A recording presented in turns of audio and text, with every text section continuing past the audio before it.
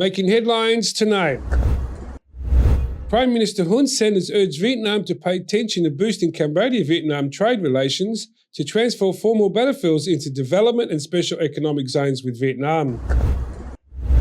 Former Force Commander of United Nations Transitional Authority in Cambodia 30 years ago, Lieutenant General John Murray Sanderson arrived in Cambodia and met with the Prime Minister Hun Sen at the Peace Palace. Russia will stop supplying gas to Poland and Bulgaria if they don't pay in rubles, as the escalation is deepening rift between the West and Moscow over Ukraine. Tensions also surge in neighbouring Moldova. Ireland's undisputable world lightweight champion Taylor and Puerto Rican Sergio face off in the first female fighters headline card at Madison Square Garden on April 30th. And after a rough day walking and playing fetch with one of the dog's favourite ways of unwind, a treat of Dubai's first pet diming establishment. This is the Daily Roundup on EAC News Channel. A very good evening to you. I'm Anthony Ellis. Prime Minister Hun Sen has urged Vietnam to pay more attention to boosting Cambodia-Vietnam trade relations, particularly in regarding transforming former battlefields into Cambodia into zones of development zones and special economic zones with Vietnam. EAC News reporter Decca Nin has the story. Prime Minister Hun Sen met with a member of the political bureau of the Communist Party of Vietnam and Party Secretary of Hanoi, Sinh Tien Trung, at the Peace Palace in Phnom Penh on Wednesday morning. During the meeting, the Hanoi Party Secretary praised Cambodia's COVID-19 prevention measures and the controlled COVID-19 situation in Phnom Penh, further stating that he would like to strengthen ties between Phnom Penh and Hanoi. In response, Prime Minister Hun Sen expressed happiness over the trade relations between Cambodia and Vietnam, which has thus far exceeded the planned $500 billion in total trade volume. He also urged Vietnam to further establish more economic and trade cooperation regarding the transformation of former battlefields into development zones as well. The personal assistant of the Prime Minister, Ian Sopolite, told reporters after the meeting. Prime Minister Hun Sen stated that we, both Cambodia and Vietnam, must pay more attention to promoting economic and trade cooperation in the areas of Cambodia that are former battlefields to transform them into special economic and trade development zones, as well as to see what more capitals can do together. Vietnam ranks first among ASEAN countries in terms of direct investment, with trade between the two countries exceeding $9 billion in 2021 alone. Today's meeting between Prime Minister Hun Sen and Hanoi's party secretary signals a further strengthening of trade relations between Phnom Penh and Hanoi. Decca Nin, EAC News, Phnom Penh. Former Force Commander of United Nations Transitional Authority in Cambodia, Lieutenant General John Sanderson, arrived in Cambodia from Australia last week and met with the Prime Minister Hun Sen this Wednesday morning at the Peace Palace in Phnom Penh. Upon seeing Cambodia in the present day, he has expressed his pleasant surprise at seeing all the great changes that development has taken place, especially in Phnom Penh. EAC News reporter Dashana Guchin has the story. During the face-to-face meeting with Prime Minister Hun Sen at the Peace Palace, Australian Lieutenant General John Sanderson remarked on the great progress Cambodia has made, including the growth of the country's international presence over the last 30 years. In turn, Prime Minister Hun Sen thanked Lieutenant General Sanderson and the Australian government for their contribution to Cambodia's peace process. He said Australia was the first country to recognize the new Cambodian government and abandon its recognition of the prior Khmer Rouge government. The personal assistant of the Prime Minister, Ieng Sopolite, told reporters after the meeting that the Prime Minister stated that any country which recognized Cambodia before Cambodia gained its independence is a country that also helped Cambodia gain independence. The Prime Minister further informed Lieutenant General John Sanderson about the strategic vision leading Cambodia to full peace, along with a strategy to control the spread of COVID-19. The Prime Minister also thanked the government and people of Australia for assisting Cambodia with its COVID-19 response by providing vaccines. Once the meeting concluded, Prime Minister Hun Sen and Lieutenant General Sanderson also had lunch together. Lieutenant General John Murray Sanderson, born on 4th November 1940, is a retired Australian Army officer and Deputy Chief of Staff. He served as Commander-in-Chief of the United Nations Transitional Authority in Cambodia from 1992 to 1993 and Commander-in-Chief of the Army from 1995 to 1998. He was also the 29th Governor of Western Australia from 2000 to 2005. Lieutenant General Sanderson has come to Cambodia to mark the 30th anniversary of UNTAC, as well as the 70th anniversary of diplomatic relations between Cambodia and Australia. He was also awarded with an honorary doctorate in peace by the University of Cambodia on Monday for the important role he played in peace building, as well as in the development of Cambodia. Darshana Gochan, EAC News, Phnom Penh. Prime Minister Hun Sen has said that the three measures of protections, the three do's and three don'ts, is still necessary even if the outdoor mask mandate has been lifted. He made this statement while speaking at the closing ceremony of the meeting to review the work of the Ministry of Education, Youth and Sports in 2020 and 21 and set the work direction of the Ministry of 2021 and 2022. EAC News reporter Srepor Kong has more. The Prime Minister remarked during his speech that even as the mask mandate has been lifted, he still encouraged people to wear masks where necessary. He also added that he saw that many people on the street were still continuing to wear masks.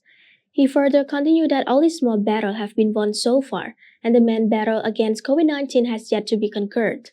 មិនមែនបានតែគេបញ្ចប់ទេបើសិនជាមានអ្វីកើតឡើងយើងអាចវិលត្រឡប់ទៅរកកាតព្វកិច្ចពាក់ម៉ាស់ឡើងវិញអញ្ចឹងបានជា3កុំនិង3ការពារនៅតែចាំបាច់សម្រាប់យើងក្នុងការឆ្លើយតបទៅនឹងការរីករាលដាលនៃ COVID-19 ទម្រង់ Alpha Delta និង Omicron គឺ3នេះយើងបានយកឈ្នះវាចាត់ទុកថាជាការឈ្នះសមរភូមិទេក៏ប៉ុន្តែនៅមានទម្រង់ដទៃទៀតដែលអាចលេចឡើងថ្មីយើងមិនដឹងថាវាកើតមានឬអត់ចំណុចនេះជាចំណុចដែលយើងកំពុងតាមដាន The Prime Minister reiterated that if there are any outbreak in the future, the mask mandate can be easily reinstated, so the situation will continuously be monitored.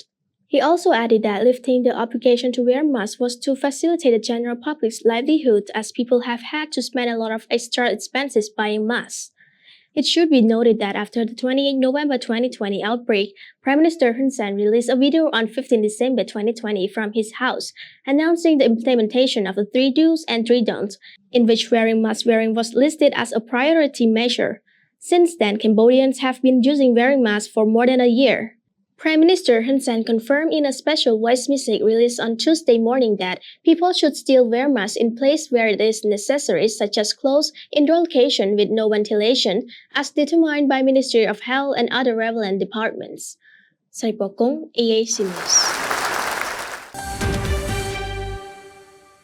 The Minister of Interior, Deputy Prime Minister Saw Keng, has urged international organisations for migration to continue its cooperation with Cambodia, while both sides have exhibited good working relations until now. EAC News reporter Decca Nin has further details. In a meeting with the Regional Director of the International Organization for Migration for Asia and the Pacific, Nanette Motus, on Tuesday, 26th of April, the Minister of Interior, Deputy Prime Minister Saw Keng, praised the good cooperation of the IOM with Cambodia over the years. He continued that during the COVID-19 outbreak, the royal government of Cambodia has made great efforts to pay attention to many activities related to migration, especially Cambodians who migrate across the border between Cambodia and Thailand. The IOM has also been actively involved in the ongoing settlement work by helping to rebuild checkpoints for migrant workers returning to Cambodia. In response, the Asia-Pacific Regional Director of the IOM praised the Cambodian Ministry of Interior's support of migration-related work since 1993. She also congratulated Cambodia for ranking 6th in migration work as well as for assuming the ASEAN chairmanship in 2022. Finally, Deputy Prime Minister Saw Keng expressed hope and confidence that IOM will continue to support Cambodia on migration and climate change in the future. Lekanin, EAC News. On Monday morning, over 1 million doses of AstraZeneca vaccine has been sent by Italy officially arrived the Kingdom of Cambodia. The handover ceremony for the vaccines took place at the Peace Palace in Phnom Penh under the presidency of the Prime Minister Hun Sen and the Italian ambassador to Cambodia. EAC News reporter Srepor Kong has more. Foreign Minister Prasakon met with the Italian ambassador to Cambodia, Lorenzo Galanti, at the Ministry of Foreign Affairs on Tuesday morning. During the meeting, the Cambodian Foreign Minister spoke about the excellent bilateral cooperation that has been demonstrated through trade and present of well-known Italian food brands and restaurants in Cambodia. emphasizing that despite the COVID-19 crisis, bilateral trade volume between Cambodia and Italy has stabilized and continued to grow. He further encouraged both sides to find more effective ways to boost trade volume. Deputy Prime Minister Prasakan also thanked Italy for its assistance to the ASEAN Regional Center for Mine Action, and in response, the Ambassador Lorenzo Galenti reaffirmed Italy's continued support and assistance to the ASEAN Regional Center for Mine Action. Sri Pokong, EAC News. The Minister of Health has ordered National COVID-19 Disease Control Commission and the capital provincial authorities to be ready to respond to any COVID-19 outbreaks as Cambodia lifts its outdoor mask mandate nationwide. EAC News reporter Darshana Guchin has more. The National COVID-19 Commission and capital provincial authorities are expected to strengthen the health system's response capacity by continuing to prepare emergency response teams and paramedics on standby, prepare COVID-19 medical equipment and treatment drugs, as well as COVID-19 rapid test kits to detect cases and respond in a timely manner so that another mass community outbreak can be prevented. In a letter addressed to the chairman of the National COVID-19 Provincial Capital Commission on Tuesday, 26 April 2022, the Minister of Health, Mam Bun Heng, stated that in order to ensure the effective implementation of the royal government's decision to lift the outdoor mask mandate in Cambodia, the Ministry of Health requests the National COVID-19 Disease Control Commission and all capital provincial authorities to responsibly instruct the public in its jurisdiction about the lifting of the mask mandate and to also clearly explain to citizens about the locations that still require the use of masks, as well as other places where mask wearing is still encouraged. The health minister also instructed all capital provincial committees to encourage people to receive the third dose of the COVID-19 vaccine. He wrote saying, "Service providers in the public and private sectors, as well as the general public, must respect and implement the necessary health and administrative measures and also urgently test for COVID-19 in the situation where symptoms, such as fever, cough, or other upper respiratory tract symptoms, such as nasal congestion, runny nose, itchy, hoarse, or sore throat, appear, and to isolate and receive treatment at home in mild cases of COVID-19 in accordance with the applicable standard operating procedures, and to also cooperate and report all suspected cases that could lead to a reemergence of COVID-19 in the community to the health department or competent authorities."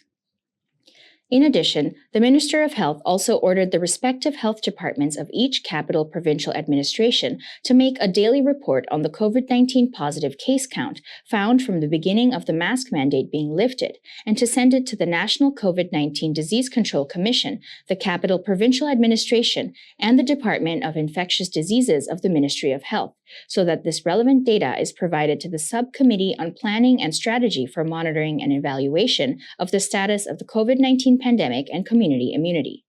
Darshana Gochan, EAC News. Cambodia has reported 5 new COVID-19 cases, none of which are imported. There have been 26 patient recoveries and no new deaths. The Kingdom has now recorded 15,794 cases of Omicron, 1,362 imported, and 14,432 community cases. Cambodia's COVID-19 case tally has now climbed up to 136,235, and the death toll stands at 3,056. The number of patients treated successfully since the pandemic reached Cambodia is 132,994, and the tally for imported cases have climbed up to 21,219. Healthcare workers are currently treated a total of 108 patients.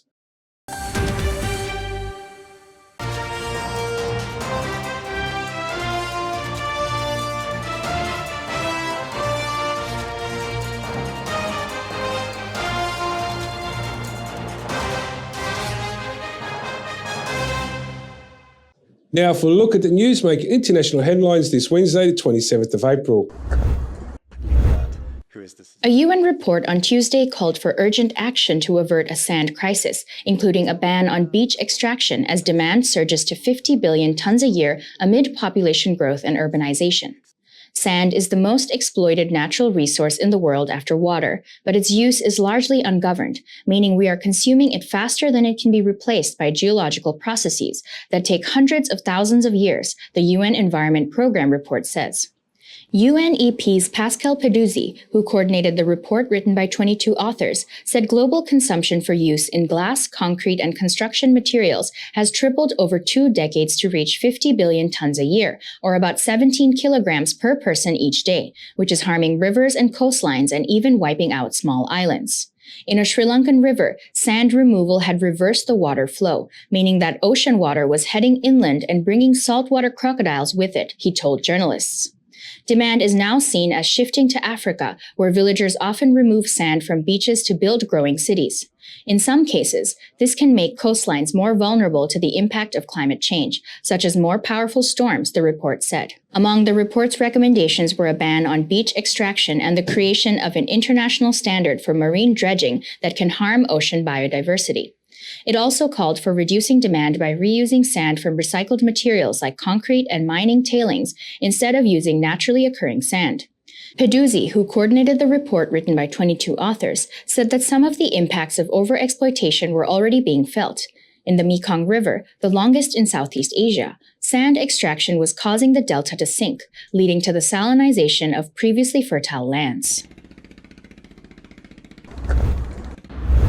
A Singapore court on Tuesday, the 26th of April, dismissed a latest-ditch legal challenge by a member of a Malaysian drug trafficker on death row, paving the way for execution by carried out on Wednesday as planned. Nagatharan Diglingham, 34, has been in death row for more than a decade for trafficking 44 grams or 1.5 ounce of heroin to Singapore, which has some of the world's toughest narcotic laws. His lawyers have filed multiple appeals against his execution on the grounds that he was an intellectual disability. After the court delivered its decision, Dillingham and his family reached through the gap in the glass screen to grasp each other's hands tightly as they wept. He cries of Ma could be heard around the courtroom. Nanglathan's case has attracted international attention, with a group of United Nations experts and British billionaire Richard Branson joining Malaysia's Prime Minister and human rights activists to urge Singapore to commute his death sentence. His lawyers and activists have said Nanglathan's IQ was found to be a 69, a level recognised as intellectual disability. However, the courts found he knew that what he was doing at the time of his crime and ruled there was no admissible evidence showing any decline in his mental condition. Around 300 people also attended a candlelight vigil in Singapore Park on Monday, the 25th of April, to protest against Dinglaham's execution and the other Malaysian on death row in Singapore, Dutch Mahathir Qatar, who were convicted for trafficking 45 grams of diflupine. But this is what the families think about and yearn for. Writers under deadline go to Tokyo Manuscript Writing Cafe with the understanding that they can't leave until their work is done. Recently opened in April in Western Tokyo, the clean, well-lit place has 10 seats reserved for writers, editors, manga artists, and anybody else grappling with the written word and deadlines. Upon entering it, customers will be handed a slip of paper on which they need to write down their names, writing goals, and the amount of time they need to finish. The cafe staff will hold customers accountable by checking in with them on their progress. They can choose from mild, normal, and hard, 3 levels of progress check. Customers who choose mild will only get a verbal confirmation when they pay at the counter, and people who choose normal will get a progress check every hour. Those who decide to go hard on themselves will feel silent pressure from staff who will stand frequently behind them. Cafe owner Takuya Kawai said this strict rule could help people improve concentration. It went viral on social media and people are saying that the rules are scary or that it feels like you're being watched from behind. But actually, instead of monitoring customers, I'm here to support them. I would like everyone to finish their work, said the 52-year-old Kawai, who also a writer himself. Inspired by a famous Japanese tale for children, the restaurant of many orders, which inspired bizarre restaurants setting up a specific instruction for customers before they enter the restaurant. Kawai says he aimed to create a space where people will feel tense at first, but gradually relax and be able to focus on their work. Unlike normal cafes where customers have a wide range of drinks on the menu to choose from, the cafe offers unlimited access to self-service coffee and tea bags, and food options are not available. Instead, it's installed with a high-speed Wi-Fi and charging port at every seat. Customers are charged 130 yen for the first 30 minutes, and then 300 yen for every hour. They will not be able to pay until they finish the work they declare upon entering. According to Kawai, despite several people having to stay longer than the cafe operating hours, All customers has completed their goals and checked out safely. With warm brick walls and a collection of fine liquor at the counter, the cafe was originally intended to be a live streaming studio, where guests would be invited to talk show with an alcoholic beverage before an alcoholic ban during the COVID-19 pandemic, derailed Kawai's plans. Now, Kawai said he has found a new meaning for this cafe with more people coming here to write. I don't know what kind of work might be born here, but I'm proud that I was able to offer my support so that script that were written here could be published to the world.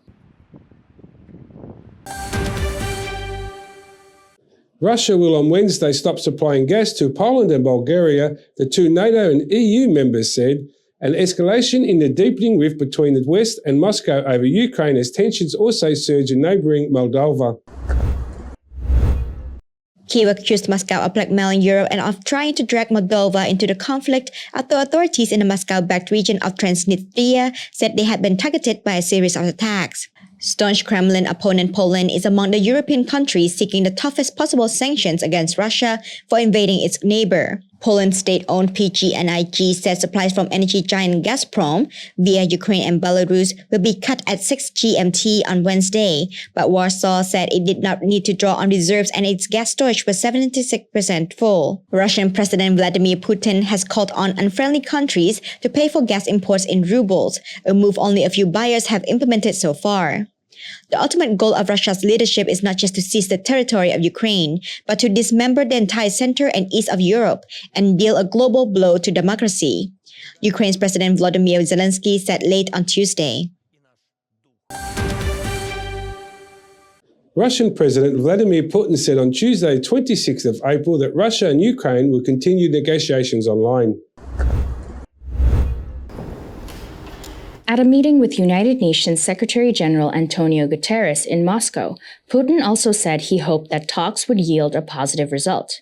But the Russian president warned that security agreements would not be signed off until territorial issues were resolved relating to the Crimea Peninsula, which Russia annexed from Ukraine in 2014, and the Donbas People's Republics, whose independence Moscow recognized days before its special military operation began in eastern Ukraine on February 24th this year. The UN said that President Putin also agreed in principle to UN and International Committee for the Red Cross involvement in the evacuation of civilians from the Azovstal plant in Ukraine's Mariupol.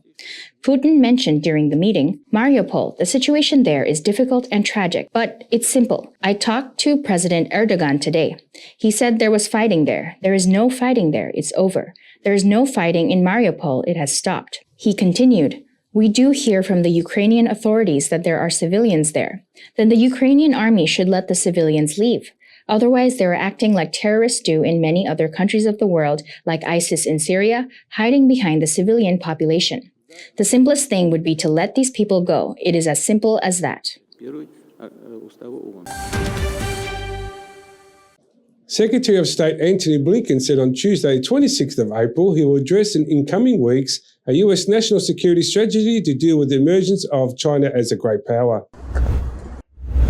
The Foreign Relations Committee will come to order. I will have an opportunity, I think, very soon in the coming weeks to speak publicly and in some detail about the strategy, Blinken said at a Senate Foreign Relations Committee hearing. Republican Senator Mitt Romney noted the latest defense authorization are required the president to develop a comprehensive strategy to address the threat China poses to the global order and asked Blinken about the military agreement recently signed by the Solomon Islands and China. That is alarming, Romney said. Blinken said that the State Department sent a high-level delegation to the Solomon Islands, where it's planned to open an embassy to have a day-in, day-out presence there. We share the concern about this agreement, Blinken said. The U.S. delegation met with the island prime minister, who vowed there would be no Chinese military base on the island, he said. We will be watching that very, very closely in the weeks and months ahead, Blinken said. I was concerned with the report about the Solomon Islands entering into a military agreement with China. That is alarming. I wonder if you have perspective on that, whether you know whether there's a military component. It is a military agreement, but will there be potentially a military presence in the Solomon Islands by the Chinese? First, with regard to the strategy, we very much agree with you. And I will have an opportunity, I think, very soon in the coming weeks to speak publicly and in some detail about the strategy. We appreciate the work that in many ways, Congress has done to give us some of the tools that we need to make that strategy effective, but I look forward to having an opportunity to lay that out in some detail and then continuing to refine it with you and others. With regard to the Solomon Islands, yes, we share the concern about this agreement. We sent a very high-level delegation to the Solomons just a few days ago. Our lead China expert at the White House, Kurt Campbell, along with the Assistant Secretary for the region, Dan Crittenbrink, led a delegation to the Solomon Islands. I had previously announced some months ago that we intend to open an embassy there that we're moving forward on. We want to have day in, day out presence there. We're moving forward on that. The delegation met with the Prime Minister. He vowed publicly as well as privately that there would be no Chinese military base, no long-term presence, no power projection capability. We will be watching that very, very closely in the weeks and months ahead. After the break, a look at all the latest sports news.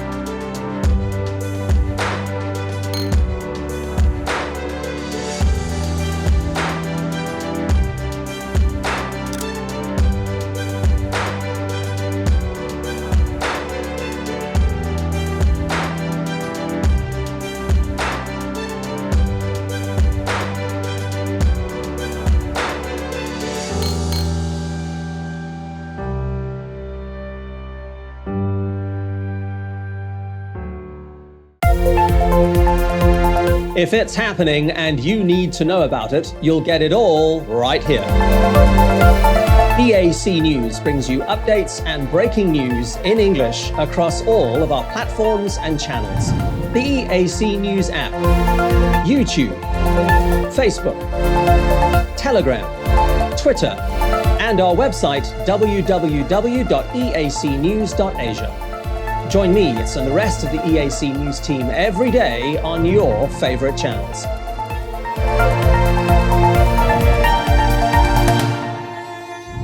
EAC News, Cambodia made clear.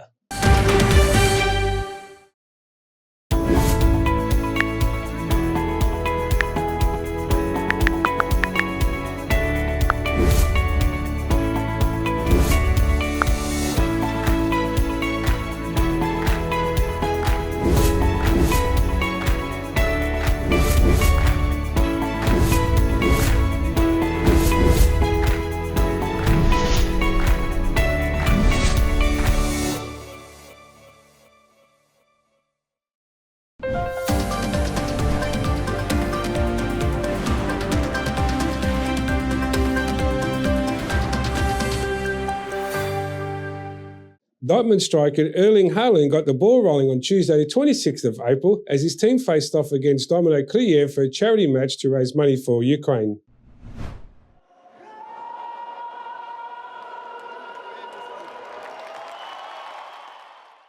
According to the Bundesliga website, the game raised around 40,000 euros in support of the victims of the war. The Ukrainian team is touring Europe where they are raising money and keeping the focus on the ongoing Russian invasion of their country. This is the way how we can support our country, so we know that all the money from selling of tickets will go to Ukrainian government, Ukrainian people. So I came from Berlin to support my country as well, said Daniel Bedrain from Kyiv. Katharina Shilk, also from Kyiv, said, "It is a very, very strange feeling to be here and trying to live normal life when in my country there's war, while I want to support my team from Ukraine and to support my people." Kiev won 3-2 against Dortmund in front of a crowd of some 35,000 fans.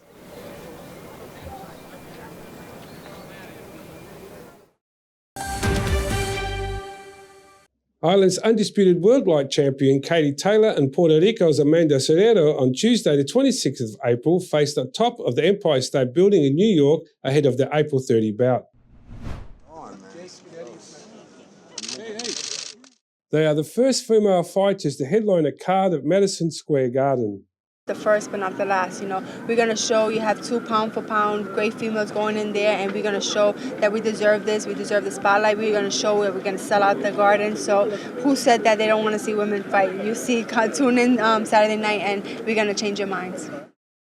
Taylor, 20 wins, no losses, 6 KOs, a 35-year-old gold medalist from 2012 London Olympics, will be putting all our lightweight bouts on the line for the 6th time since winning them in 2019.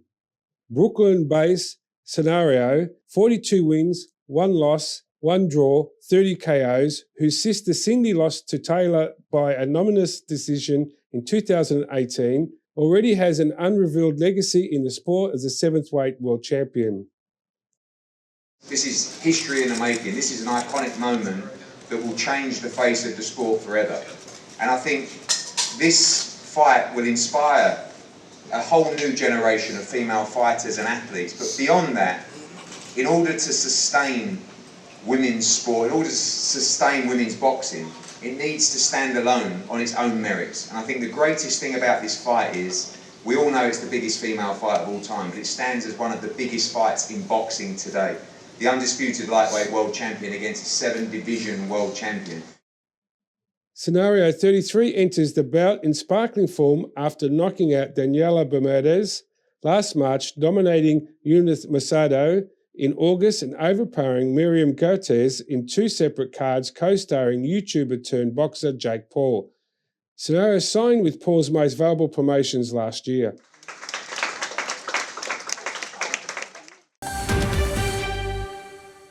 Now let's have a look at the weather and what you can expect for tomorrow.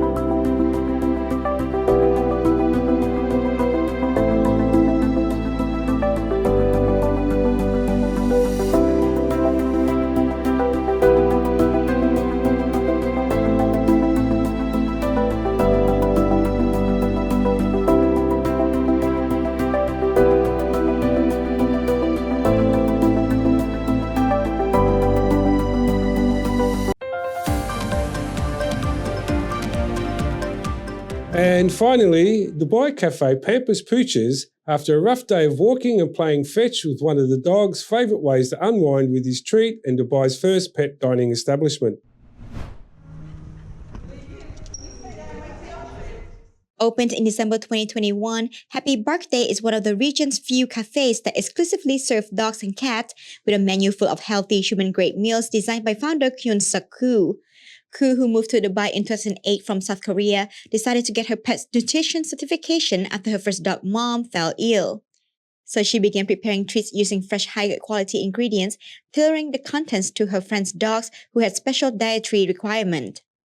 At Happy Bark Day, Koo served a rotating menu of treats prepared every day with items like puppuccinos made using a slow broth of oxtail or chicken, and cupcakes made with beef or salmon combined with vegetables, or even tiered trays of treats for afternoon tea. Dogs sit on high benches, placing their paws on the table, eagerly awaiting their order, which they quickly devour as soon as they arrive. Kirkwood, one of the pet owners, said that it's great to have an indoor destination for her dog, with Dubai's scorching summers making it hard for pets to be outdoors. Plus, she's glad that the treats are healthy and made by a nutritionist. Meals at Happy Birthday cost between $10 to $20, with cakes made especially for Dog's birthday costing around $55. Khoo is hoping to expand her store and open more locations across the UAE, but for now, she's happy to be working with her favorite animals every day.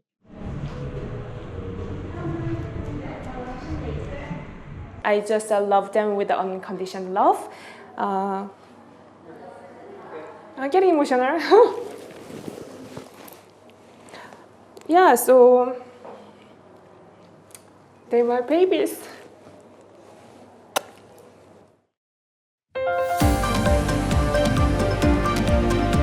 Thank you for watching the Daily Roundup here on EAC News Channel. For more breaking news and updates, check our website eacnews.asia or search EAC News on Telegram, Smart TV or your favourite app store. More from the EAC News team tomorrow night at 8 p.m. We'll see you then.